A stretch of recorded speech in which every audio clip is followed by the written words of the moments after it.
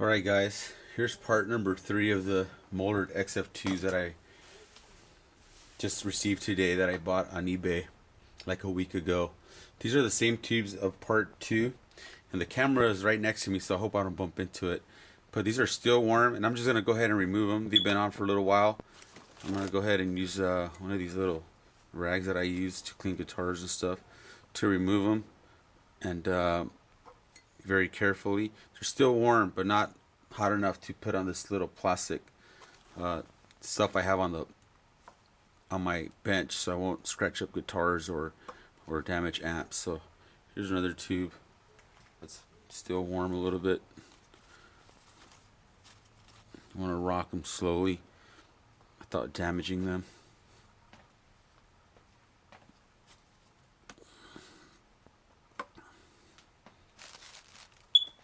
Alright, so here we go.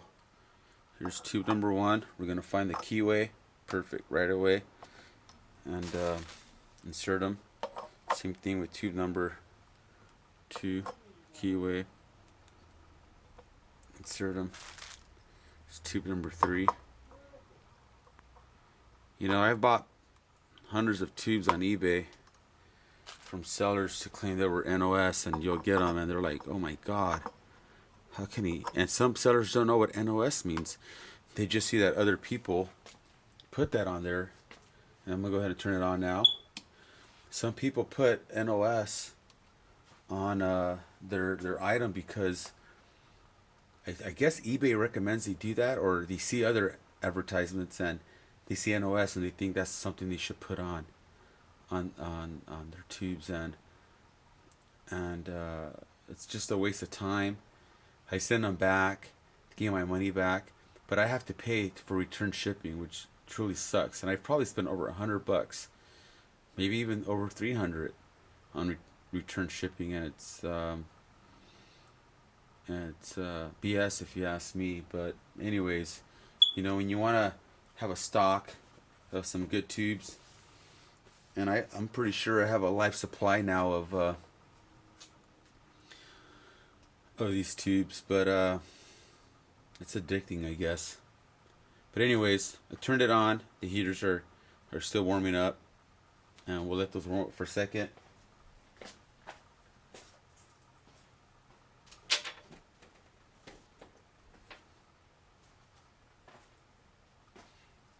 Here, just off the subject real quick, here's another box of NOS tubes that I got from a person in the valley here in LA.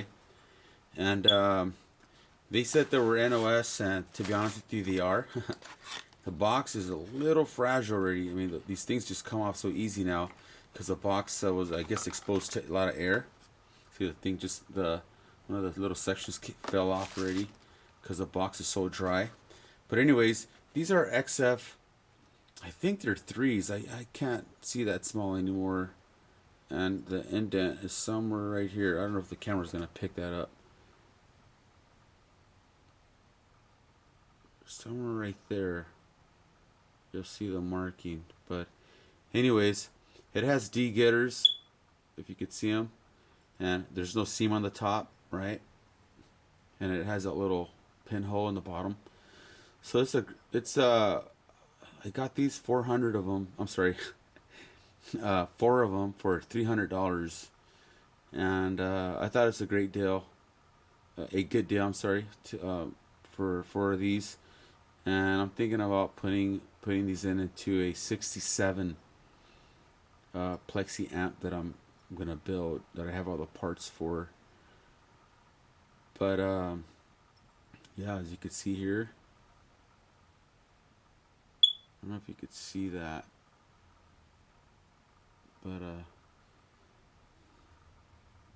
made in Holland, beautiful tube.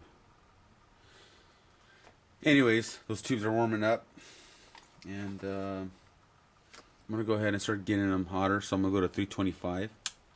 You're gonna see this number jump up, and it's on transconductance. So let me go over to IP instead, okay? While that thing gets warmer, I'm gonna go ahead and fix the box that I just messed up. I just put tape on it.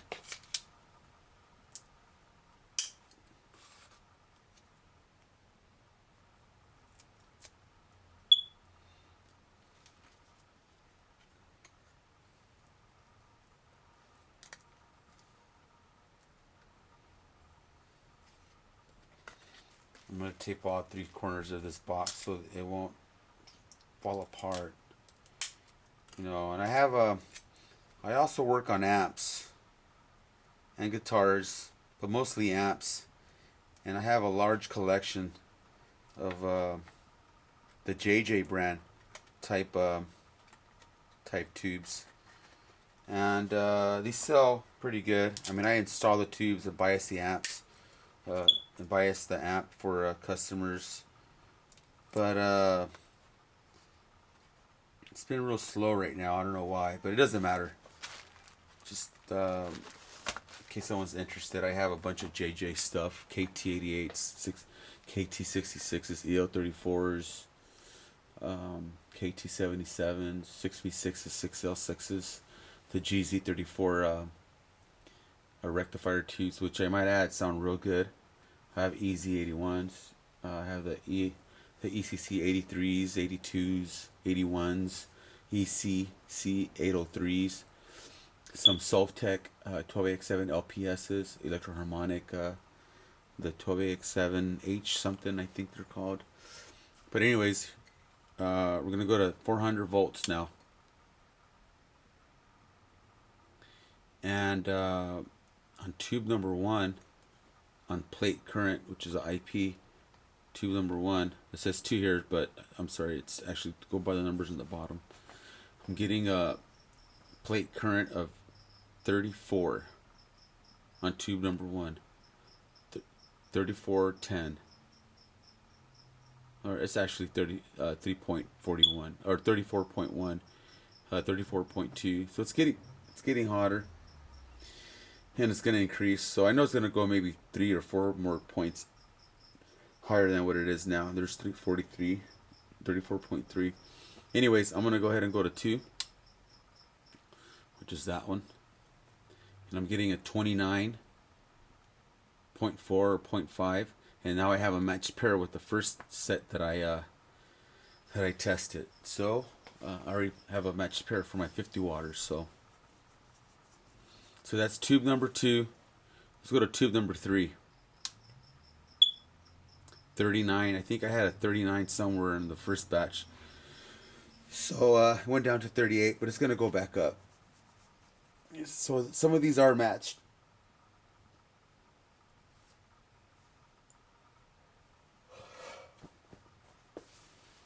Sorry, I need some more coffee.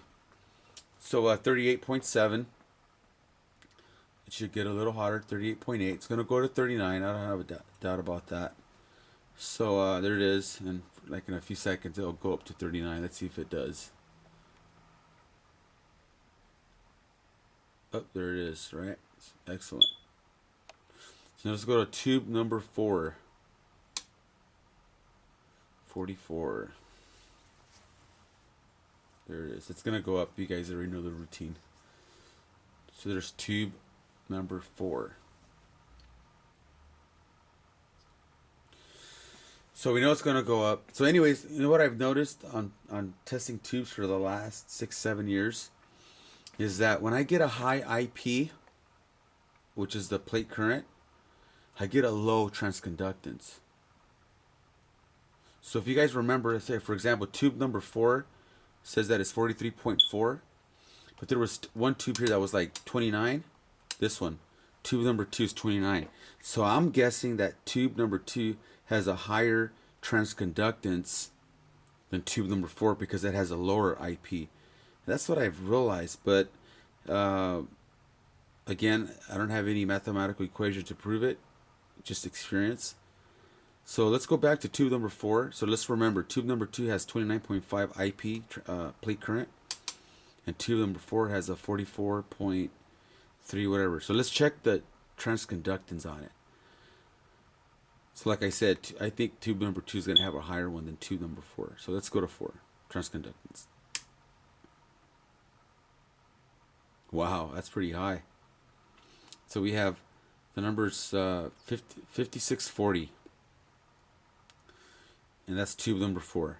5640. So let's remember that number. And it's going to go higher, right? Because the tube is still getting warm, like I said earlier. Okay, tube number 3. And remember, it's over 5 greater than 5. If you guys can see that, greater than 5 right there. Alright, so let's go to tube number 3. Look at that, 5840, beautiful. Brand new tubes, I love it. I had to hide this box for my wife because she's kind of getting tired of me buying all these tubes and these guitars and amps, but you know, it's a hobby. So anyways, tube number 3, 5860. Let's go to tube number 2. Remember what this one was, like 56 something on the transconductors? Let's see what number 2 is. Ooh, I was totally wrong. Okay, that's cool. Kind of low, right? 5,000.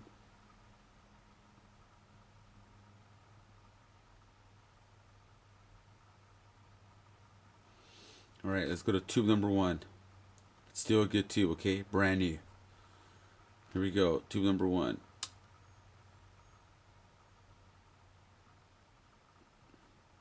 $55.20. Excellent. You know, let's see what happens if I just kind of shake this tube a little bit. All right. So let's go back to that tube, see what we get. Yeah, 51 something. Okay, same thing. So anyways, there you have it.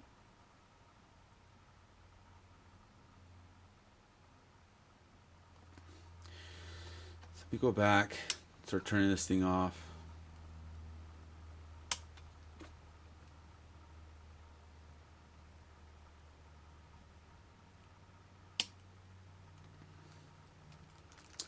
Alright, anyways, there you have it. You guys got to see and witness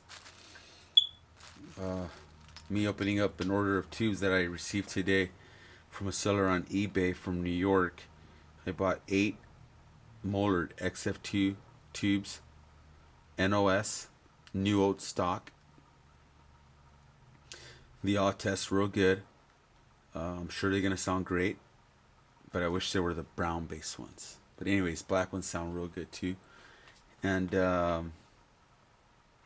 want to wait for these to cool down, put them back in the box, secure them in a place where they're not going to get, you know, crushed or oxidation from the environment where the box is falling apart. Guess I'll make a video later on when I'm done with my with 2 of my amps that I'm going to build, and show you the tubes again going into the amp and biasing the amp and doing a sound test on them. Anyways, thanks for watching.